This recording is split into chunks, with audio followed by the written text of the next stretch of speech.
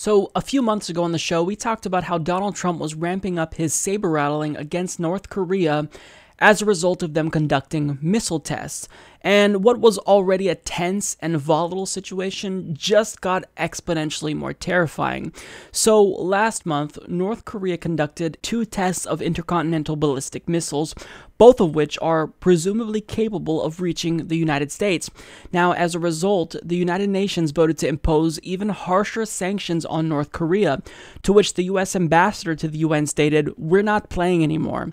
Now, even though these sanctions are severe, the New York Times explains the resolution did not sanction oil imports, which are critical to the functioning of the North Korean state. Now, initially, you might think that since that's the case, these new sanctions won't actually hurt the North Korean regime. However, China, who's been an ally to the North Korean regime and has been basically propping up North Korea's economy, agreed that they're willing to accept whatever economic consequences might impact their country as a result of these new sanctions on North Korea. Now, according to CNN, the Chinese Foreign Minister Wang Yi stated, "In order to maintain the international nuclear non-proliferation system and regional peace and stability, China will, as always, enforce the full content of relevant resolutions in a comprehensive and strict manner." So, North Korea is in a lot of trouble, and Kim Jong Un knows it, and in response to these new sanctions, Kim Jong Un threatened to retaliate against the United States, quote, "thousands of times over."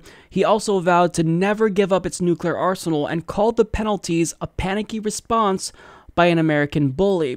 But the story doesn't stop there, because according to the Washington Post, North Korea has successfully produced a miniaturized nuclear warhead that can fit inside its missiles, crossing a key threshold on the path to becoming a full-fledged nuclear power, U.S. intelligence officials have concluded in a confidential assessment. The findings are likely to deepen concerns about an evolving North Korean military threat that appears to be advancing far more rapidly than many experts had predicted. U.S. officials concluded last month that Pyongyang is also outpacing expectations in its effort to build an intercontinental ballistic missile capable of striking the American mainland. Now, as a result of this finding, President Trump responded by basically implying that he would nuke them. North Korea best not make any more threats to the United States. They will be met with fire and fury like the world has never seen. He has been very threatening beyond a normal statement. And as I said, they will be met with fire, fury, and frankly power, the likes of which this world has never seen before. Yeah, so he didn't mince words there. He was basically implying that he was willing to use nuclear weapons. He stated, quote, they will be met with fire, fury, and power, the likes of which this world has never seen before." That's a pretty big threat. That implies that he's willing to use nuclear weapons against North Korea, and even if that's not his intentions to imply that, well, certainly North Korea could reasonably construe it that way. Now, to make matters even worse, he has a bunch of lunatics in his ear basically egging him on. So, right-wing evangelical pastor Robert Jeffries, who serves on the advisory board to Trump, assured the president that, quote, "In the case of North Korea, God has given Trump authority to take out Kim Jong Un. I'm heartened to see that our president, contrary to what we've seen with past administrations who have taken, at best, a sheepish stance toward dictators and oppressors, will not tolerate any threat against the American people." So these are the types of lunatics that are advising Trump. They're saying, hey, look, the magical man in the sky, he's giving you authority to invade North Korea, so it's okay. You know, you have the authority to do it because God is allowing you to do this. I mean, this is absolutely terrifying and absurd.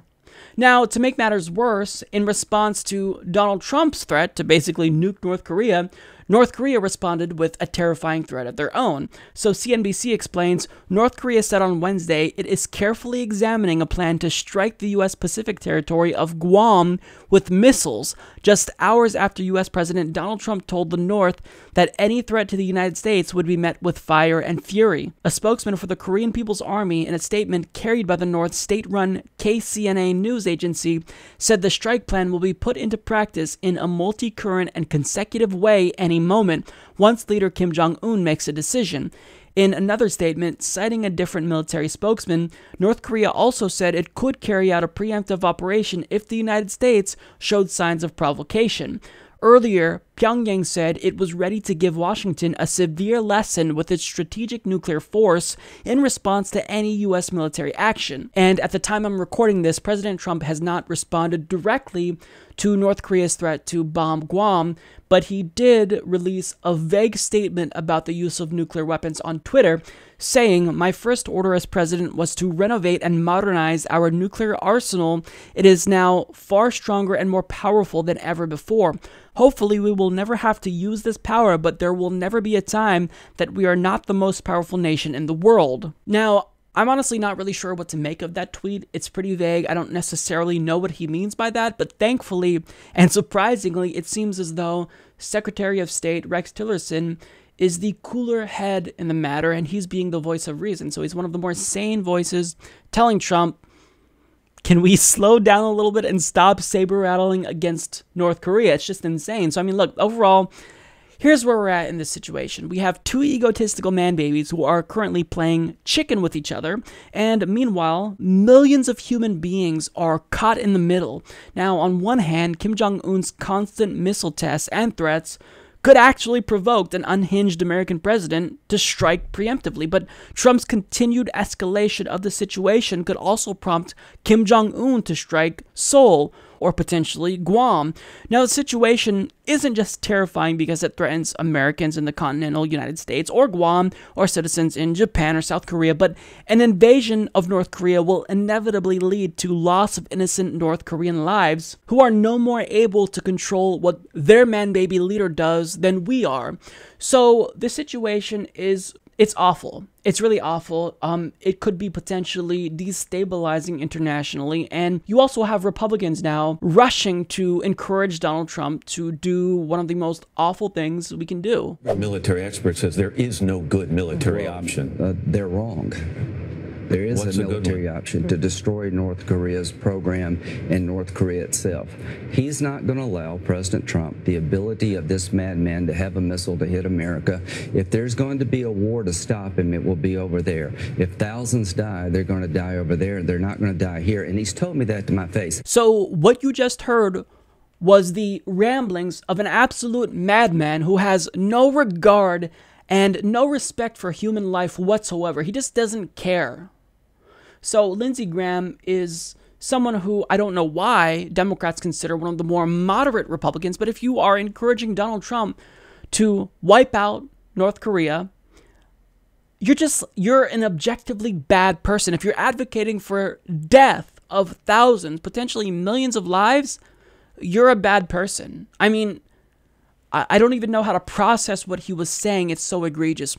Now, also, you can expect the pro-war media elites to ramp up their propaganda campaign and tell us that we should invade North Korea for humanitarian reasons to help North Koreans. But the minute you hear that, dismiss it. Because there's no such thing as a humanitarian war. And if we invade North Korea, North Koreans will die. And if they invade us, which, it's unlikely, but if they try to bomb us, then Americans will die. And the goal here is to protect human life, because this pissing contest between these two fools is not important. Their egos doesn't matter. What matters is human life. What matters is international peace and stability. And these two nitwits here are jeopardizing that by constantly issuing threats back and forth to one another. So we don't know whether or not when Trump issues a threat, he's just posturing, or whether or not Kim Jong Un issues a threat and he's just posturing. More than likely, both of them are just posturing because they have big egos. But we shouldn't take a chance. We shouldn't take a gamble. We should treat both of their threats as legitimate threats, because these two buffoons are just idiots. They're crazy enough to where they could potentially do something. So look, the goal is peace. So let's just hope that Donald Trump listens to the more reasonable people within his administration, and reason wins out, because, an invasion of North Korea and bombing either way would just be unthinkable. Support this podcast by joining the independent progressive media revolution today at humanistreport.com.